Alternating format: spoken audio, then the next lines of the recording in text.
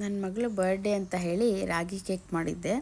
ನೋಡೋಕ್ಕೆ ಮಾತ್ರ ಸಕ್ಕತ್ತಾಗಿ ಬಂದಿತ್ತು. ಬಟ್ ಏನಂದರೆ ಒಂದು ಸ್ವಲ್ಪ ಗಟ್ಟಿಯಾಗಿಬಿಟ್ಟಿತ್ತು.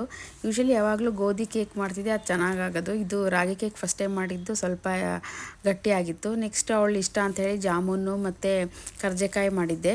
ಈ ಥರದಾದರೆ ಬೇಗ ತಿಂತಾಳೆ, ಚೆನ್ನಾಗಿ ತಿಂತಾಳೆ. ನೆಕ್ಸ್ಟ್ ದೇವ್ರ ದರ್ಶನ ಮಾಡ್ಕೊಂಬರಲಿ ಅಂತ ದೇವಸ್ಥಾನಕ್ಕೆ ಕರ್ಕೊಂಡು ಹೋಗಿದ್ವಿ.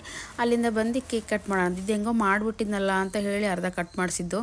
ಇದು ಚೆನ್ನಾಗಾಗಿದೆ, ಇದಕ್ಕೆ ಸ್ವಲ್ಪ ಐಸಿಂಗ್ ಎಲ್ಲ ಮಾಡಿ ಚೆನ್ನಾಗಿ ಮಾಡೋಣ ಅಂದ್ಕೊಂಡಿದ್ದೆ. ಬಟ್ ಚೆನ್ನಾಗಾಗಿಲ್ಲ ಅಂತ ಹೇಳಿ ಹಾಗೆ ಬಿಟ್ವಿ. ಆಮೇಲೆ ಇನ್ನೊಂದು ಸೇಫರ್ ಸೈಡ್ ಇರಲಿ ಅಂತ ಇನ್ನೊಂದು ಕೇಕು ತರಿಸಿದ್ದೆ. ಆ ಕೇಕ್ನು ಕಟ್ ಮಾಡಿದ್ಲು. ಅವಳಿಗೆ ಕೇಕ್ ಕಟ್ ಮಾಡೋದಂದರೆ ಭಾರಿ ಖುಷಿ. ಯಾರು ಬರ್ತಡೇ ಇರಲಿ ಮನೇಲಿ ಏನಿರಲಿ ಅವಳೇ ಮುಂದೆ ನಿಂತು ಫಸ್ಟ್ ಕೇಕ್ ಕಟ್ ಮಾಡಬೇಕು ಅಂತ ಹಠ ಮಾಡ್ತಾಳೆ. ಈಗೆಲ್ಲ ಅವಳದೇ ನಡಿಬೇಕು ಅನ್ನಂಗೆ ಮಾಡ್ತಾಳೆ. ಇಷ್ಟು ಬೇಗ ಅವಳಿಗೆ 3 ಇಯರ್ಸ್ ಕಂಪ್ಲೀಟ್ ಆಯಿತು ಅನ್ನೋದೇ ಗೊತ್ತಾಗಲಿಲ್ಲ.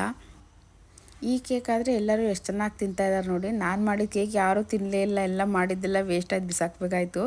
ಮತ್ತು ನೈಟ್ ಊಟಕ್ಕೆ ಬಾಂಗ್ಡೆ ಫಿಶ್ ಫ್ರೈ ಮಾಡಿದ್ದೆ, ರವಾ ಫ್ರೈ ಮತ್ತು ಚಿಕನ್ ಲಾಲಿಪಾಪ್ ತರಿಸಿ ಚಿಕನ್ ಲಾಲಿಪಾಪ್ ಟ್ರೈ ಮಾಡಿದ್ದು ಫಸ್ಟ್ ಟೈಮು, ಚೆನ್ನಾಗಾಗಿತ್ತು.